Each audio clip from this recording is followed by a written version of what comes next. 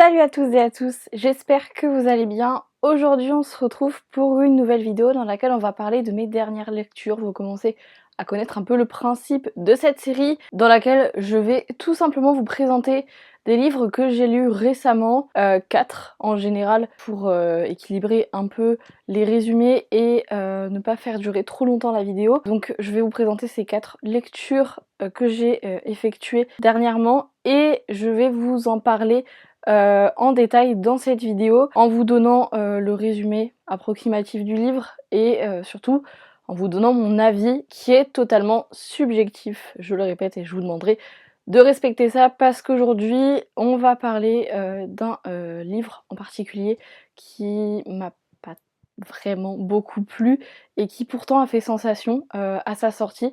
Donc j'étais très étonnée d'avoir cet avis sur ce livre, mais voilà. Et évidemment si votre avis diverge du mien, je vous demanderai, si vous voulez m'écrire en commentaire pour en débattre, de le faire en toute bienveillance. Aujourd'hui on va parler de tous ces livres. Et comme vous l'avez vu, il y en a 5 au lieu de 4, parce qu'il y en a 2 qui sont tirés d'une duologie et que je vais aborder avec vous ensemble. C'est d'ailleurs par cela qu'on va commencer la vidéo. Il s'agit donc de Six of Crows, qui est découpé en 2 parties, et je vais donc vous en parler ensemble parce que ça sert à rien d'en parler séparément, étant donné que ils se suivent tous les deux et se complètent parfaitement. Six of Crows, c'est l'histoire de 5 personnes qui ne se sont jamais rencontrées avant et qui se connaissent donc plus ou moins. Je crois qu'il y a quelques membres qui sont quand même amis, mais la plupart en fait vont simplement être réunis tous ensemble pour sauver l'humanité de la destruction. Ils vont être embarqués dans des péripéties qui va permettre de nouer certaines relations entre eux qu'on n'aurait jamais soupçonnées jusque-là, et surtout qui va nous permettre de suivre l'évolution de ces personnages, de s'attacher à eux, à leur personnalité. Ils devront donc effectuer une mission secrète. Ils sont chacun pour cela dotés de talents exceptionnels. On a donc Kaz qui est le personnage principal, qui est un peu le leader de la ville dans laquelle il habite. Il a une influence dans cette ville sur la plupart de ses habitants. Il a une réputation également de délinquant et c'est ce qui encourage la méfiance à son égard. Et c'est ainsi qu'il impose le respect aux autres et qui ne se fait pas trop embêter. Et il est entouré de 4 autres personnes qui sont à peu près du même profil que lui, plus ou moins. Je sais qu'il y en a un par contre qui est totalement à l'écart de tout ça et qui va se retrouver mêlé au groupe un peu par intérêt pour eux. Mais tous les autres, en tout cas, suivent à peu près la même ligne directrice que Kaz. Ils ont fait des choses très peu recommandables dans leur vie pour survivre et ils vont devoir recommencer. Je sais qu'il y a une saga, la saga Grisha, qui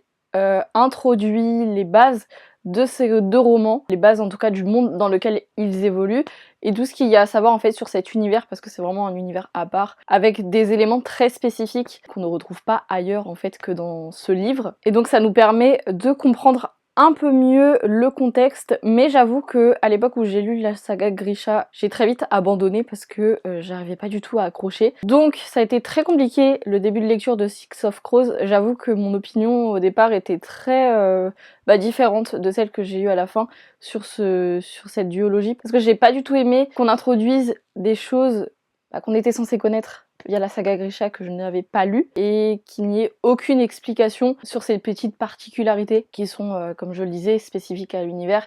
En parlant avec une amie, je me suis juste rendu compte que j'avais pas les bases en fait, donc c'était normal que je sois un peu perdue dans ma lecture.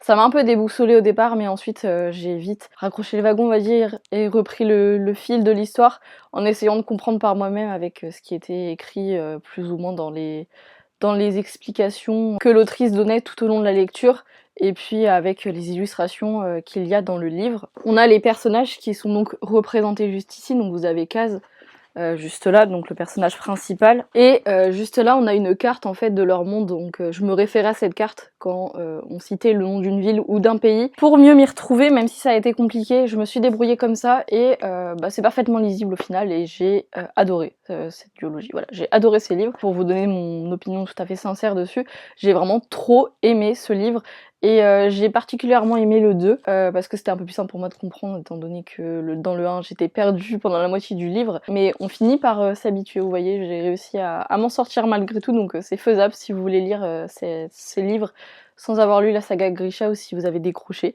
durant la lecture des Grisha. Ce que j'ai particulièrement aimé, c'est l'évolution de la relation entre deux personnages, en particulier deux personnages totalement opposés qui finissent par se retrouver. Je vous en dis pas plus évidemment, je vais pas vous spoiler. C'est pas le but de ces vidéos, c'est de vous donner envie de lire les livres ou pas. Et là dans ce cas-là, oui, c'est vraiment ça qui m'a particulièrement intriguée dans le deuxième et qui m'a tenue en haleine. Ça et puis tout ce qu'il y a autour en fait, c'est juste incroyable, tout l'univers que l'autrice a créé autour de ces personnages et de ce monde fictif. J'ai vraiment eu un coup de cœur. Je vous recommande ce livre si vous êtes curieux de découvrir l'histoire d'Or-la-Loi autour d'une quête qui paraît impossible à réaliser. Et on va enchaîner tout de suite avec la deuxième lecture. Deuxième lecture qui est donc celle-ci, Humanimal, écrit par Amy LTR. Vous le savez sûrement, c'est une youtubeuse qui réalise beaucoup de courts-métrages sur sa chaîne YouTube et j'aime particulièrement sa plume, notamment dans les scénarios qu'elle arrive à rédiger pour ses courts-métrages. Je trouve que son univers et ses inspirations sont très science-fiction et c'est justement ce qu'on retrouve dans ce livre, dans Humanimal. On suit l'histoire de Murphy qui vit dans un monde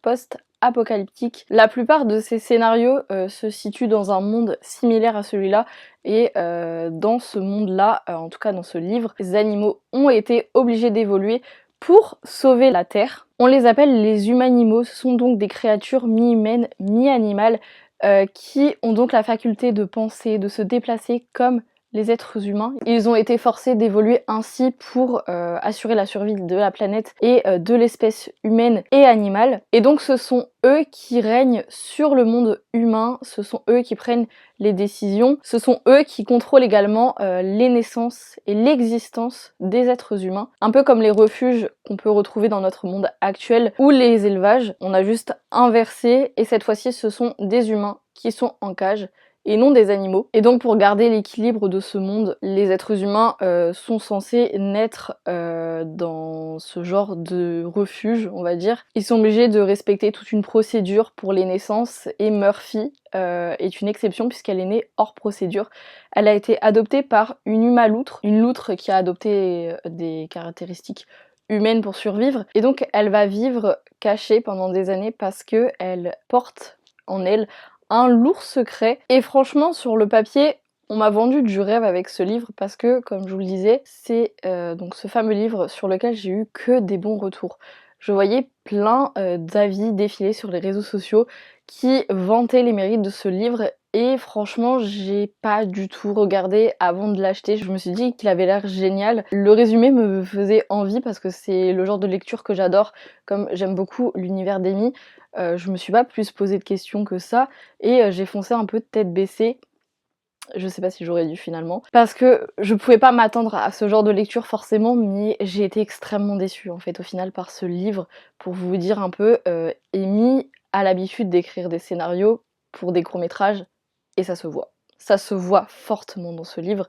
Vraiment, je veux pas paraître méprisante ou méchante parce que je n'ai pas du tout son niveau d'écriture, je me permettrai jamais de juger, mais là par contre ce qui m'a fortement dérangée en fait c'est qu'il y avait plein de passages qui étaient écrits de manière très scénaristique en fait. Pour vous donner un peu plus de détails, en gros les phrases n'étaient pas formulées comme phrases normales, sujet, verbe, complément. Des fois on avait des petits bouts de phrases qui se détachaient par-ci par-là. On aurait dit vraiment qu'elle avait écrit un scénario dans son livre en fait, par moment, et c'était très gênant à la lecture. Ça et les nombreuses ellipses également, où on passe d'une scène à l'autre sans vraiment de contexte. On comprend pas vraiment où est-ce que ça a dérivé, quand est-ce qu'on est passé d'un événement à un autre.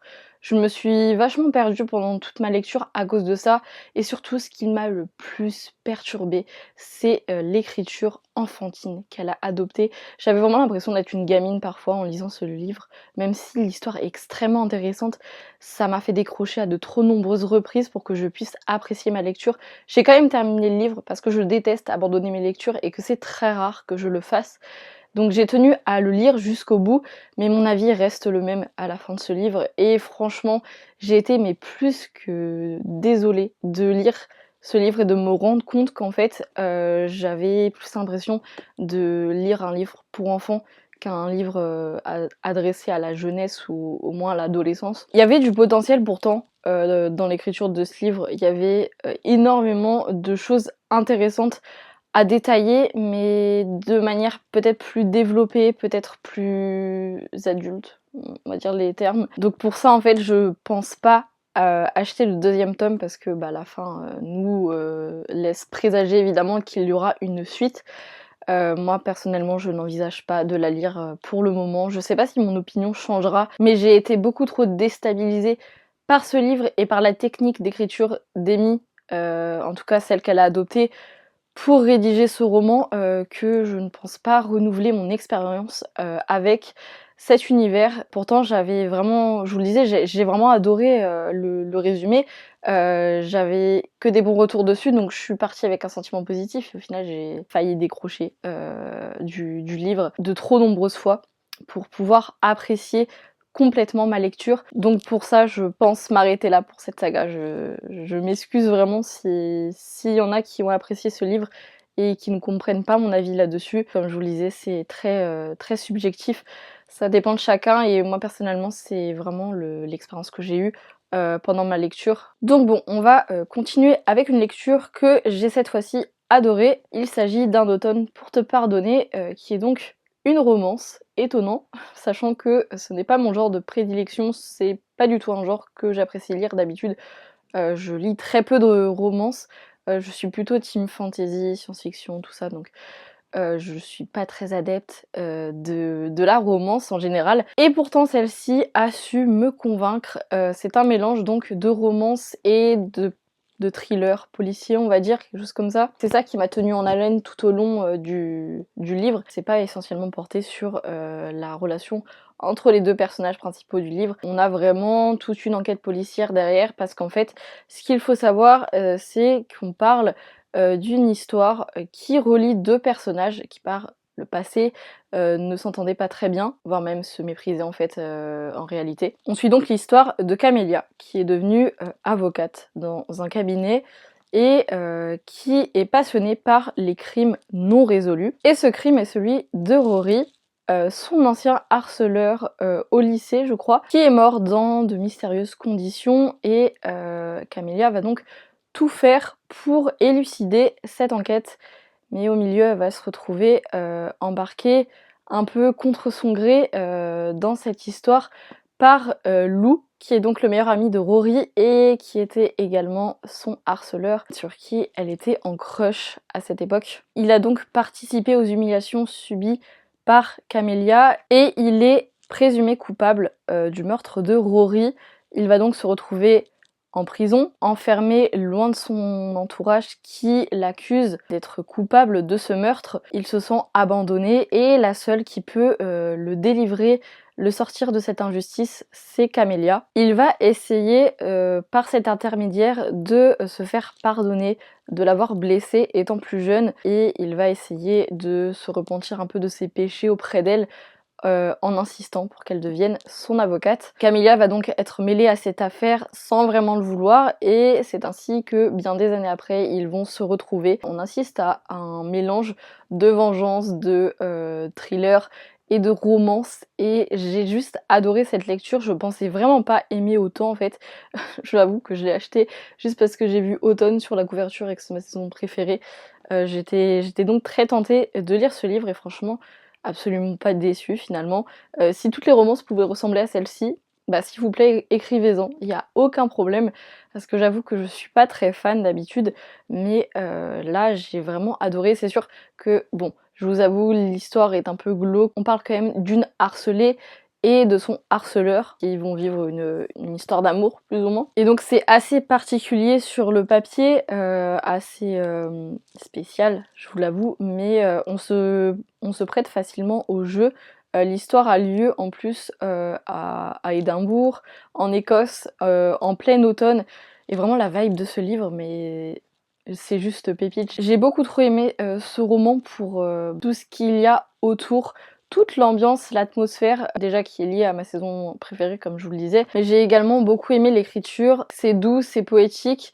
Il y a plein de choses qui sont abordées, plein de thèmes qui sont abordés dans ce livre et que je trouve très intéressantes. Et j'avoue que mon opinion sur ce genre de romance a changé.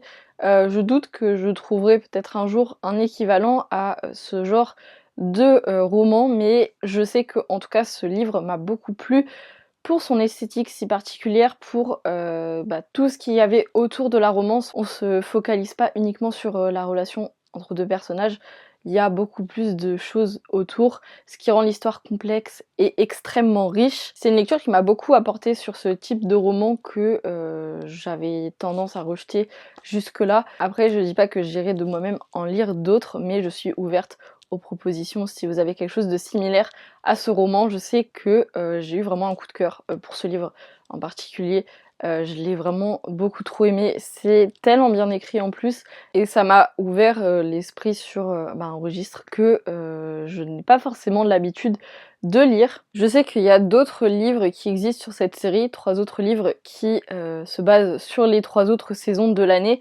Apparemment celui-ci c'est vraiment le plus intéressant à lire, j'ai pas forcément eu de bons retours sur les autres, ou en tout cas les retours que j'ai eus ne m'ont pas emballé concernant ces autres tomes, donc je pense m'arrêter uniquement à celui-ci et franchement ça me va très bien. Donc si vous cherchez quelque chose de léger et de pas trop romantique en même temps, je vous conseille de vous tourner vers ce livre-là. C'est pas aussi niais que certaines lectures, je vous avoue, parce que j'ai beaucoup de mal avec ça.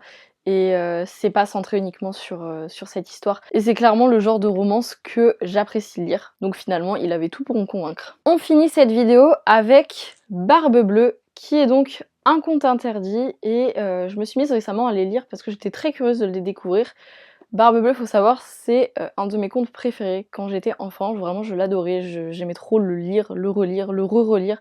Oui, je suis bizarre. Et j'étais donc très heureuse de retrouver une version un peu plus gore de ce conte que j'aime tant. On parle quand même d'une jeune fille qui se retrouve mariée de force à un homme surnommé Barbe Bleue, qui va donc lui offrir tout le confort et le luxe dont elle a besoin pour se sentir épanouie dans son mariage, mais il va lui interdire d'entrer dans une pièce en particulier de sa demeure. Et un jour alors qu'il s'absente, eh bien la jeune fille, prise de curiosité, va vouloir entrer dans cette pièce. Elle se rendra compte qu'elle est remplie de cadavres d'anciennes épouses de son mari, et choquée par cette découverte, elle laissera tomber à terre la clé qui lui donne accès à cette pièce, clé qu'elle essaiera désespérément de nettoyer par la suite, mais le sang qui la recouvre ne partira jamais, et c'est comme ça que Barbe Bleue se rendra compte de la trahison de sa femme. Il s'apercevra lorsqu'elle lui rendra le trousseau de clés de sa maison à son retour que la petite clé qui mène à cette fameuse pièce est donc tachée, et pris d'un accès de colère, eh bien il va vouloir la tuer. Il lui accordera un délai, qu'elle mettra à profit pour réclamer l'aide de sa famille. Ce sont ses frères qui viendront donc à son secours et qui la délivreront du monstre qui est Barbe Bleue. Et je sais que ce conte me plaisait particulièrement quand j'étais petite. De toute façon, les contes de Charles Perrault, c'était un vrai coup de cœur. J'aimais trop les lire. Je sais que ma grand-mère m'avait passé un livre qui regroupait la plupart de ses écrits, et Barbe Bleue faisait partie de ces contes que j'aimais particulièrement. Et j'étais très curieuse donc de voir la version des contes interdits, et je vous avoue que j'ai été vraiment un peu déçue par cette réécriture. Je m'attendais vraiment à retrouver l'esprit du conte en fait. Il y avait moyen de reprendre, pas trait pour trait, ni mot pour mot, l'histoire de Barbe Bleue, mais au moins dans les grandes lignes, ça aurait été intéressant, parce que le conte de base est quand même très effrayant, notamment pour un enfant. C'est une manière de faire comprendre que la curiosité est un vilain défaut. Charles Perrault l'a très bien retranscrit dans son conte, donc j'aurais trouvé ça intéressant de reprendre cette idée dans le conte interdit à l'effigie de Barbe Bleue, mais en fait on a une toute autre histoire qui nous est présenté sur fond un peu de paranormal parfois. Je trouve que ça rend très peu crédible l'histoire parce qu'elle est... En fait, les contes interdits sont très ancrés à la réalité et j'en ai déjà lu un précédemment qui était beaucoup plus parlant et beaucoup plus fidèle au conte original juste avant. Donc c'est pour ça que j'ai été très étonnée de cette manière d'aborder l'histoire.